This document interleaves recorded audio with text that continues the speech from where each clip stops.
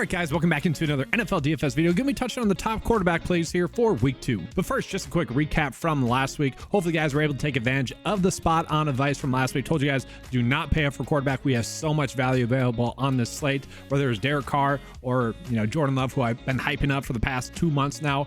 Hopefully, you guys took advantage of that play at 1% ownership, or Sam Howell, who did what we expected him to do. Also told you guys the game that we want to be going out of our way to target is that Miami versus Chargers game. We saw Tua be able to go off, so lots of good stuff there. Let's go ahead and get into this week. Hopefully we can deliver again like that. Guys, last week was awesome. That's probably the rare occasion there. So I do want to start off this video, which is kind of looking over like DVP, defense versus position, and I'm using RotoWire. They're a Wisconsin-based company. I'm out of Wisconsin. There's a bunch of other companies you can use, whatever. It doesn't really matter. We're just being able to source that way. And we can do it by DraftKings as well as if we want to. Doesn't really matter too much, so I'll do that. But just looking at right now, we can see Ryan Tannehill actually on paper gets the best matchup. He's going to be a tough click because he did struggle against the Saints. We'll see. Kirk Cousins going against the Eagles. That's a Thursday night football game. Probably a more difficult matchup on paper. We got Baker Mayfield, who really struggles to take advantage of a Vikings defense that is expected to be very poor in the passing game. Probably not looking at him. Justin Fields going against the Bucs. I do think that defense is going to be better against Justin Fields than they were against Kirk Cousins in that offense. And really, the starting point, I think, is going to be looking at like these two right here. Patrick Mahomes in a good matchup going against the Jacksonville Jaguars, a team that just made Anthony Richardson look pretty good. I know he's been getting a lot of hype, but that Colts offense was not supposed to look good, and they were able to move the football down the field, and they exceeded a lot of expectation. Patrick Mahomes on the flip side did not exceed expectations, but you expect him and the rest of the Chiefs to have a much better game, obviously with Travis Kelce back. Mac Jones going against the Dolphins. Mac Jones just lit up against the Eagles, which are supposed to be a good defense, so that'll be an interesting click. Geno against the Lions, interesting there. Lamar Jackson against Bengals. And then just kind of flipping around, let's see if there are any teams that we want to be staying away from potentially. I would say, yeah, Kenny Pickett's going to be a tough click. Russell Wilson going to be a tough click. Bryce Young, Josh Dobbs, Zach Wilson, obviously. Anthony Richardson, probably not on him. Maybe Brock Purdy against the Rams. We didn't expect the Rams to be that good on defense, so that'll be an interesting one. Jordan Love does get a more difficult matchup. He's at a good price tag. So let's just go ahead and break it down now, get into the DraftKings side of it. So looking at it, guys, last week it was super easy to just continue to find reasons why you should be paying down at the quarterback position. Not exactly the case this week. We got Patrick Mahomes going against the Jacksonville Jaguars. Going into Monday Night Football, I said, I'm probably ending up on Josh Allen more than I am Patrick Mahomes. Just the price tag is a little bit softer and should be a little bit easier of a matchup, or at least a horizontal or even keel matchup. I don't know if that's exactly the case. We'll see.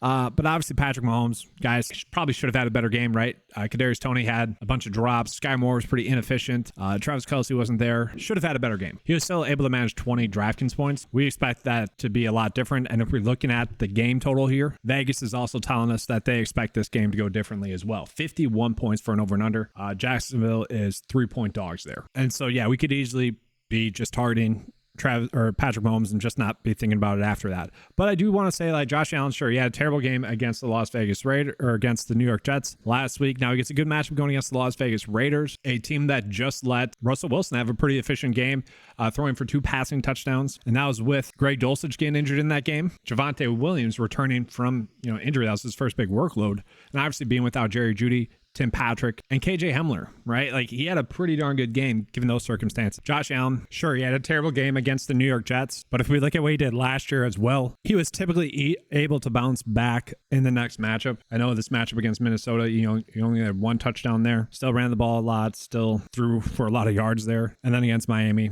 had a really good game as well. So my expectation is going to be that he's going to bounce back, and we could easily probably stack him with Diggs as well. It just kind of felt like somewhat of a feel it out game for that whole offense there as well, trying to kind of figure out their identity a little bit. Then from there, I do struggle with Lamar Jackson as a play.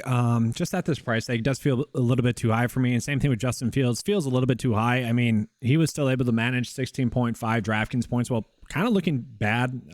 I try not to talk about Justin Fields too much because I do feel like I have some sort of a bias being a Packers fan, but I just don't like targeting like a quarterback like him or Daniel Jones where, there's inaccuracy issues with the football and really not the best weapons around them. That's my struggle. Did Kirk Cousins just light the Buccaneers? Yes. Could Justin Fields have another good enough game? Sure. Do I think he's going to be the top scoring quarterback on the slate? Probably not. Like, that's where I struggle. We look at someone like Justin Herbert on this slate. He ended up throwing the ball only 33 times, and that was a little bit shocking to me. Austin Eckler, Josh Kelly, they both were pretty efficient on the ground, which should tell us what we want to be doing at the running back position when we have teams facing Miami.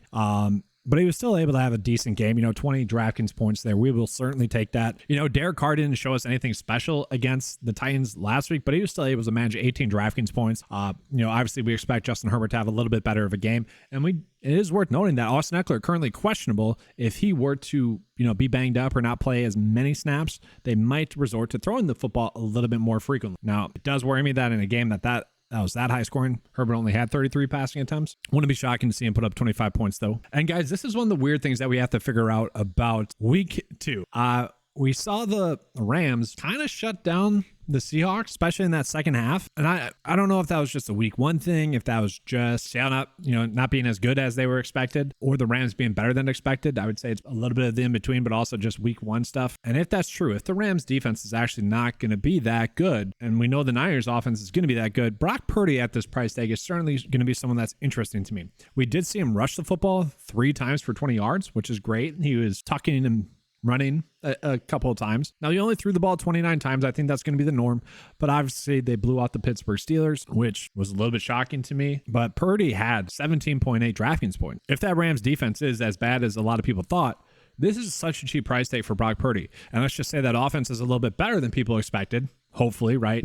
Matthew Stafford's healthy, looked good. They can keep that game close enough for long enough. And let's just see that point spread on that game. Almost 8-point dogs there for the Rams. That makes it more difficult, right? It feels like less than a touchdown, maybe. So let's say they do win by that much. It's tough to say when or if garbage time will come, but obviously they could be running out the clock a little bit more, maybe the whole fourth quarter. That's the hesitation there for me. But obviously if they get ahead by that much, someone's going to be the reason for that. Maybe it's Brock Purdy again throwing for 2 touchdowns. Guys, I do still think that Jordan Love is going to be a good play this week. Now he goes against the Atlanta Falcons, who I don't know what to think of them last week. Obviously their matchup was an easy matchup there. And I think a good quarterback could have taken advantage of that matchup. And whether or not you guys think Jordan Love is a good quarterback or not, that's, really for you guys to decide. We have seen him be productive now for 3 months, with training camp, preseason, whatnot. Last week went as expected. That's the biggest thing, especially in that Matt LaFleur offense. It literally went exactly as expected. Now that was a good matchup. That's part of the reason why. And so are we expecting 23 DraftKings points out of him?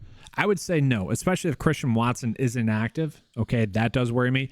And also, if Aaron Jones is out as well, that does hurt the offensive production. That would limit the amount of times that they can get into the red zone to potentially have another passing touchdown. Now, maybe that'll lead to a couple more rushes. I'm still bitter about this 12 rushing yards, by the way. Had him at 12.5 for the over rushing yards, which I will say he did have a 10-yard run that was marked a 9-yard run, which really angered me. It's funny how a simple spot like that, which for game purposes doesn't really matter, but for betting it did. That was frustrating. But yeah, in the Matt LaFleur offense, you just expect to have a few big plays schemed to be open, and hopefully they connect. Not as appealing as price tag at $500 more and given the matchup, but he still certainly seems to be too cheap. And then I really don't know what to do with Mac Jones, to be honest with you guys, because at this price tag, given this matchup as well, I know I said that Miami, we want to be most likely targeting Stevenson. Okay, that's most likely going to be the route that we go. Mac Jones ended up throwing the ball 54 times, and that's partially due to game flow as well. Okay, and heck, if you were watching that game, I don't know, it was weird. It was just a weird game because to me, it didn't really look like Mac Jones was really lighting it up,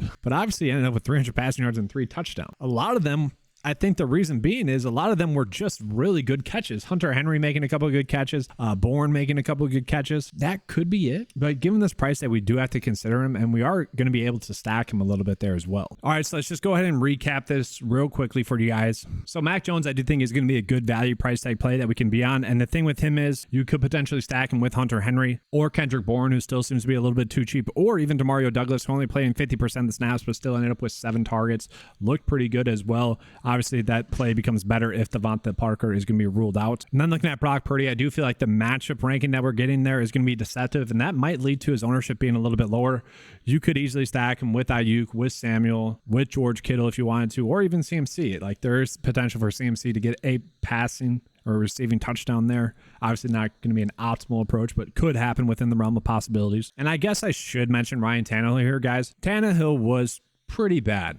there were several plays that he missed that he probably should have hit. Is Ryan Tannehill that bad of a quarterback? No, I think we all know that. I would say, he's right up. Let's say this correctly. You look at Jalen Hurts, you look at Josh Allen, you look at, all those quarterbacks that struggled in week 1. Are they as bad as that? No. And what was kind of the common theme with a lot of those quarterbacks that struggled in week 1? They didn't play during the preseason. To me, that's more what it was for Ryan Tannehill. Was, he just didn't play in the preseason. He could have and easily should have had probably 2 more touchdowns given the matchup with the Chargers, who we'll see.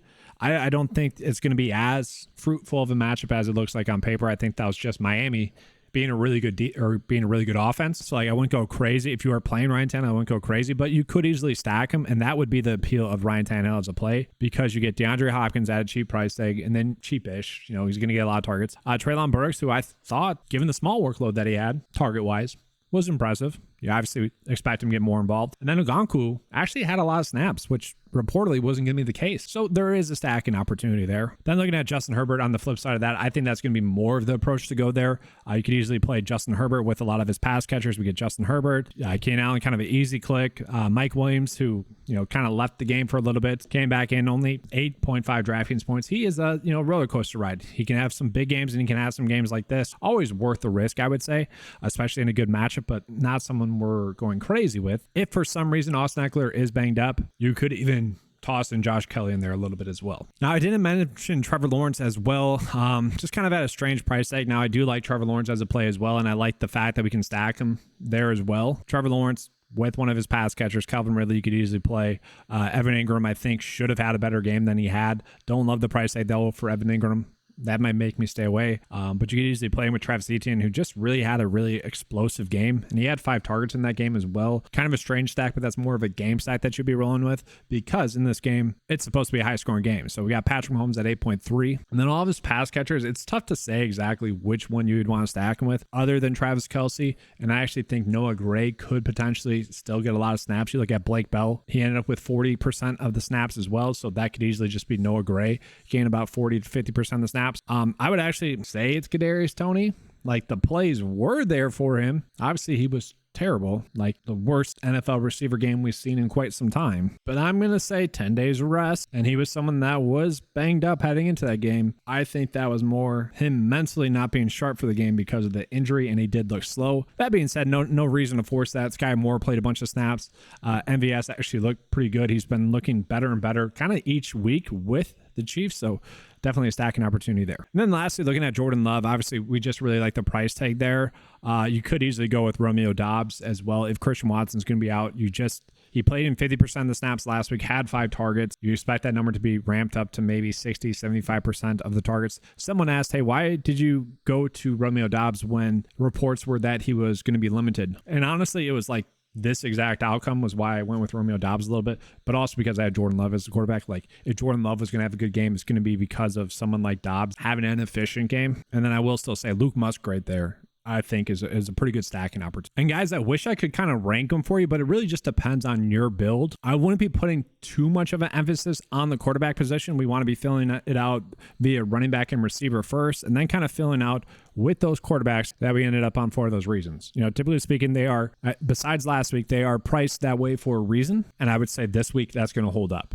So be on the quarterbacks that I told you to be on, but I don't really see anyone as like a gung-ho, need to roster him play because the pricing spread out. Maybe Trevor Lawrence if you're trying to game stack that game. That's probably the price tag that I like the most. That's probably the one I'm currently going out of my way the most to roster. But that's gonna be all for today's video. Hopefully you guys enjoyed the coverage. If you did, make sure to give a like and subscribe. Let's have a good slate, and as always, let's keep cashing.